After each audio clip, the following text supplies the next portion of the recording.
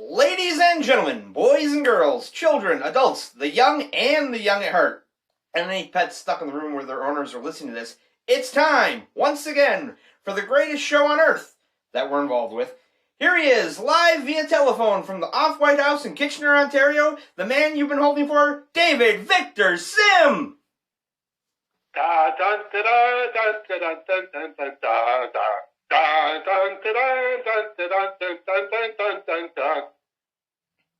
Hi, Dave.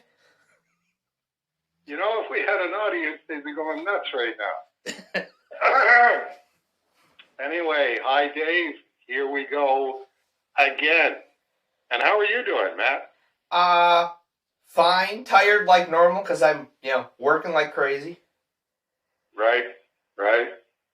All the running you can muster to stay in one place, as Alice said. Pretty much.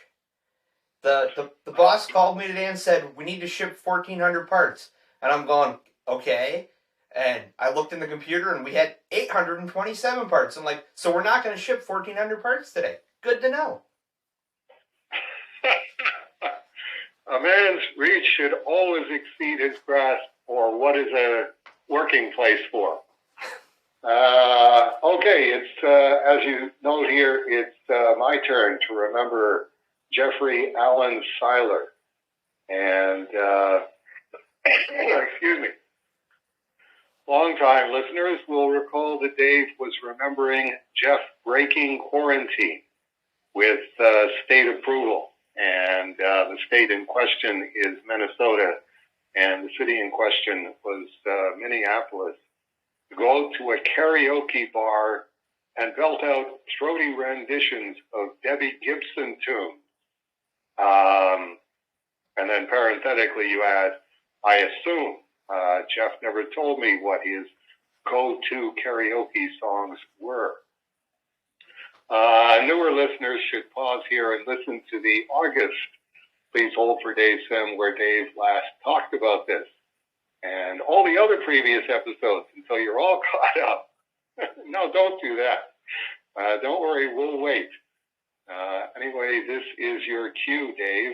And actually, as you'll discover, that ties in with what were Jeff Seiler's go-to karaoke songs.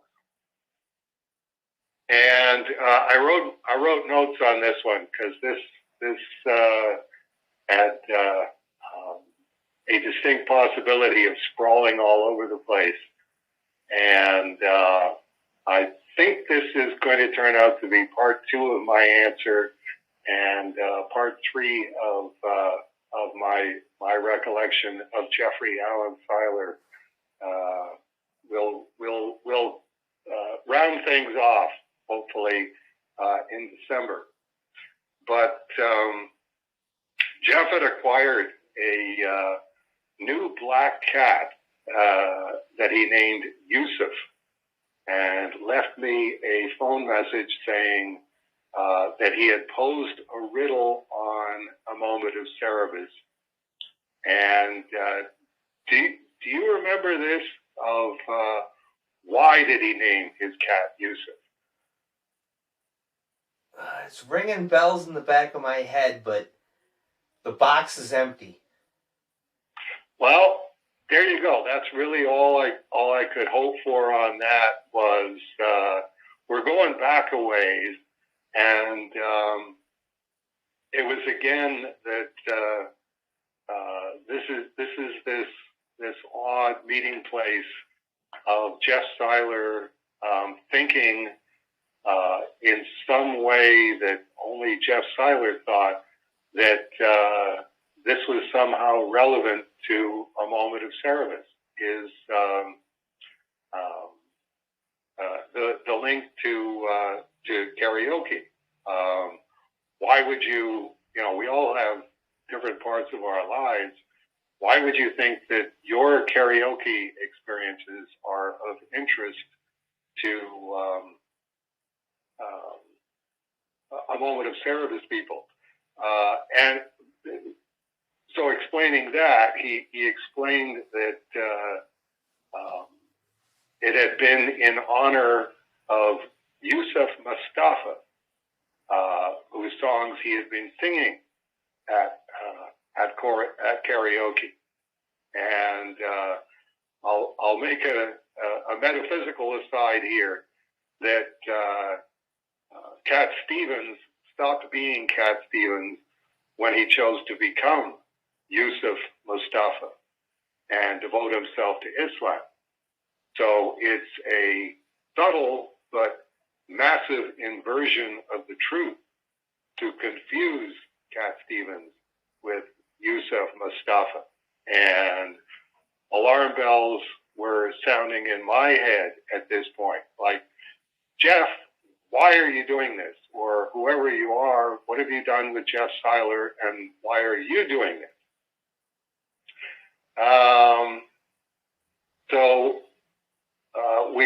Jeff and I spoke the next day after he left this phone message that he was going to be posing this riddle on a moment of Cerebus. Why did I name my cat Yusuf? And could I guess why he named his cat Yusuf? Which is now getting even stranger, because it's like, you left me a message explaining to me why you named your cat Yusuf. Do you not remember that from yesterday? So sort of like playing along, but definitely going, okay, this is now into very, very strange borderline territory. Could I guess? Well, I said, you've been singing Cat Stevens songs at karaoke. So I'm guessing you named him after Yusuf Mustafa, Cat Stevens' Muslim name.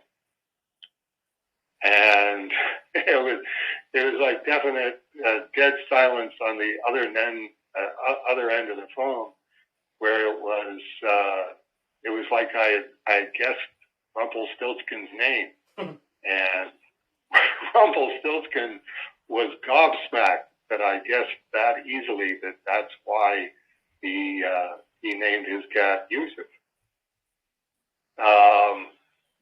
So it was like I'm going, okay, this is now weird in at least 4 or 5 different ways, and Rumpelstiltskin is gobsmacked that he is now busted. So all right, I will follow along with what else I think is the riddle here, the multi-leveled riddle that is now weirdly multi-leveled. But what the heck, it's you asked me, so I'll keep going here. Yusuf is the Arabic version of Joseph, and Joseph is a prominent figure in both the Jewish Torah and the Islamic Quran. Jacob's second youngest son, and the eldest of the 2 sons that Jacob had by his beloved wife Rachel, as opposed to Leah, who was his not beloved wife, and the two handmaidens of Rachel and Leah, who he also had children with, who became the 12 tribes of Israel. And Surah 12 is entitled and is about Joseph. And at that point, I went, okay, and that links to. I didn't have the actual verse at the time that I was mentioning this to Jeff, but Genesis 37:19, Joseph's brothers said to one another, "Behold, this dreamer cometh," is how it's translated in the King James version, and in the side footnote in the King James version, the Hebrew says that instead of this dreamer, it's in Hebrew, it's the master of dreams. And it's like, well, okay, that in my mind, links to Neil Gaiman's and the Sandman, who is, Neil Gaiman being the Sandman riff guy. He didn't create Sandman, but he did a, very, very popular Sandman riff. And Neil didn't live in Minneapolis, but he lived near Minneapolis. And I knew that because his store that he shopped at was Dreamhaven in Minneapolis. And that sort of links to the fact that Neil, I asked Neil at some point, do you want to be on the freebie list for Cerebus? And he said no, he really didn't, because there was so few comic books that he was still reading that having a subscription to Cerebus gave him a reason to go to Dreamhaven and keep up with that. And then at some point, Dreamhaven became part of the Dave Sim, the Evil Misogynist group, and was no longer carrying Cerebus. So Neil had to say, yes, could I please have a comp subscription to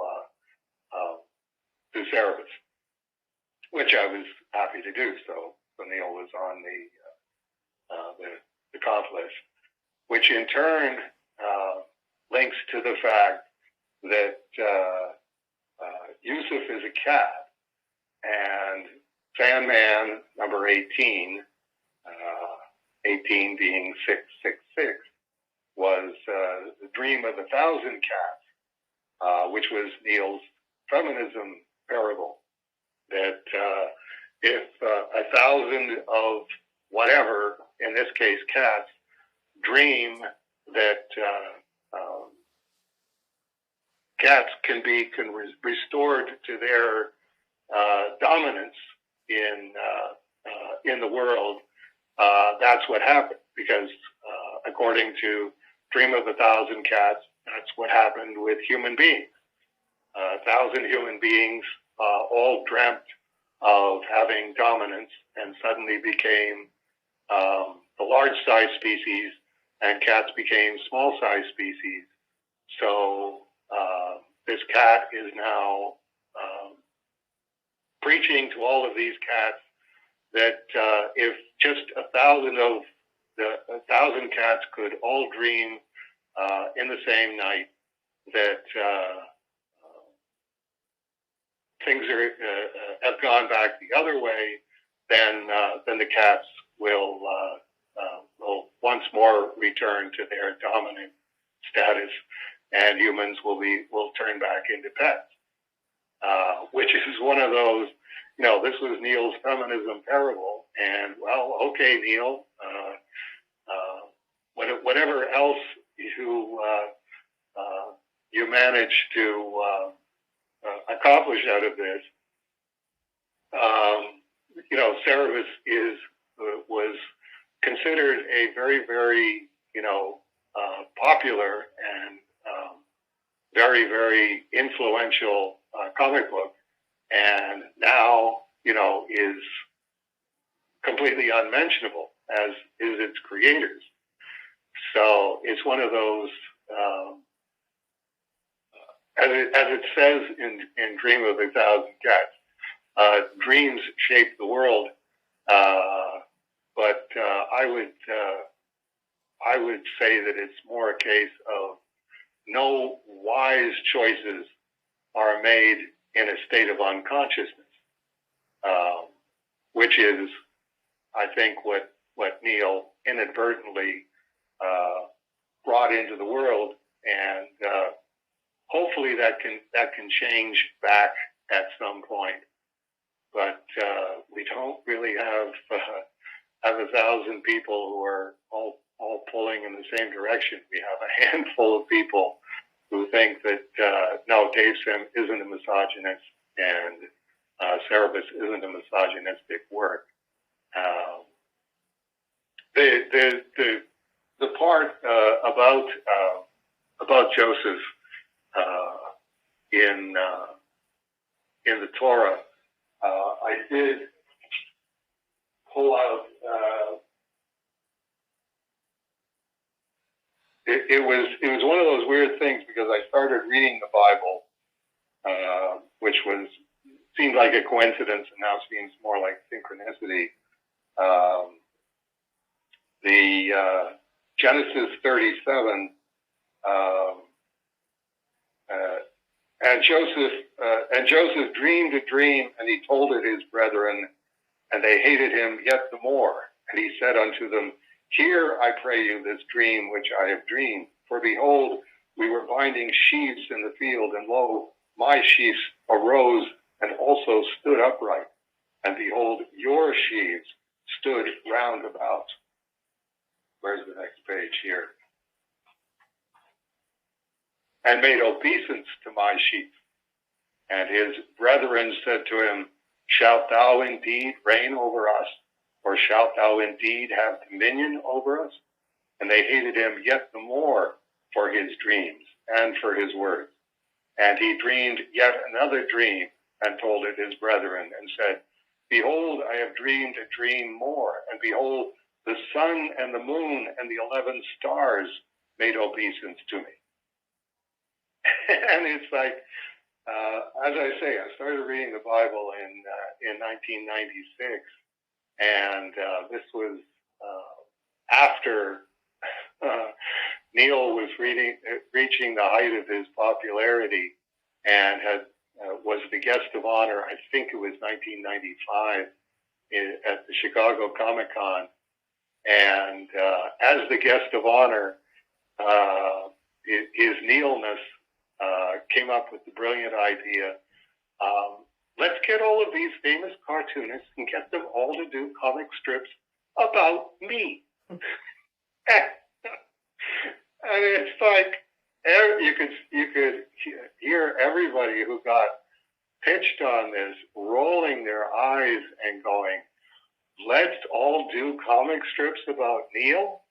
And as I say, when I first read the Joseph narrative in the Torah, when I started reading the Bible in 1996, I went, I think I know this guy.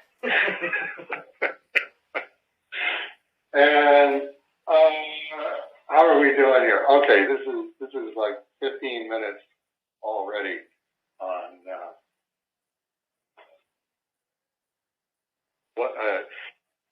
my recollection of Jeff Seiler, Part 2.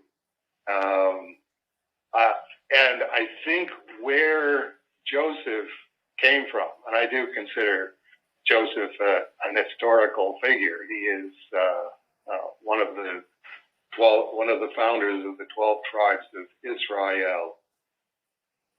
This came from the fact this is the sins of the fathers being visited upon the sons, and then the son in turn visiting their sins upon their fathers, because Jacob, the usurper, his father-in-law Laban, he makes an agreement with him that all of the speckled and spotted cattle that are given birth, those will be Jacob's, and Laban will have the non-speckled and spotted cattle. And you find out when you're reading Genesis 30 that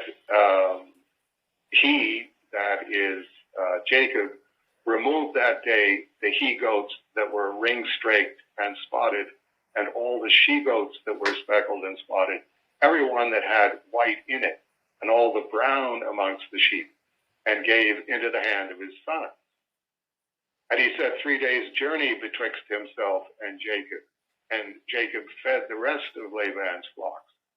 And Jacob took him rods of green poplar, and the hassel and chestnut tree, and pilled white strakes in them, and made the white appear which was in the rods.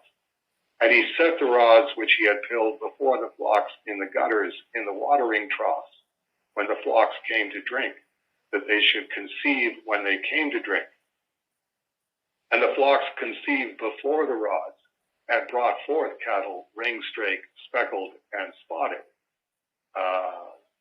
Essentially, what he's done is he's made use of sorcery, made use of whatever this is with the hassle and green poplar, and this is how you create ring-straked and spotted cattle. And covering for himself in chapter 31, Jacob is saying to Rachel and Leah, I see your father's countenance, but it is not toward me as before. There's an understatement, because Laban now has got virtually no cattle, and Jacob has all of the cattle. But the God of my father hath been with me, and you know that with all my power I have served your father. And your father hath deceived me and changed my wages 10 times, but God suffered him not to hurt me. If he said thus, the speckled shall be thy wages, then all the cattle bear speckled. And if he said thus, the ring-strake shall be thy hire, then bear all the cattle ring-strake. Well, that's not true. It's like you engineered a situation where they would all be ring-strake and spotted. Thus God hath taken away the cattle of your father and given to me. And then he follows up with, and it came to pass at the time that the cattle conceived, that I lifted up mine eyes, and I saw in a dream, and behold, the rams which leaped upon the cattle, ring-strake, speckled, and grizzled. And the angel of God spake unto me in a dream, Jacob. And I said, Here am I. And he said, Lift up now thine eyes, and see all the rams which leap upon the cattle are ring-strake, speckled, and speckled and grizzled. For I have seen all that Laban doeth unto thee. And I am the God of Bethel, where thou anointest the pillar, where thou vowest a vow unto me. Now arise, get thee out from this land, and return unto the land of thy kindred. And it's like, that's really, really bad. You're making up a dream about God and using it as a cover story. So that's why Jacob produces Joseph, the singular master of dreams. It gets more intricate after that, but there you go. That was one of those. Okay, when Jeff started doing this, it's like, okay, Jeff, I don't know if you know why you're doing this. I suspect you don't know why you're doing this, but I think you're a conduit for something else that's being directed at me, and I'll leave it at that. That's our cliffhanger, and part three picks up from that when next I am remembering Jeffrey Allen Seiler. You want to talk about TMI? There you go. There's TMI. Right. Jeff did have I always look forward to the times when I catch you flat-footed, where all you can do is laugh and go, right? Well, Jeff had a tendency to, you'd come up with an idea and you'd go, why? And that's actually my memory for next month, so I'll leave it there. Okay, yeah. It's he was a very, very interesting character that way, because just like you say, just all of a sudden he would say something, and it's not only that's a very strange thing to say, but it definitely leads to a, why are you saying that?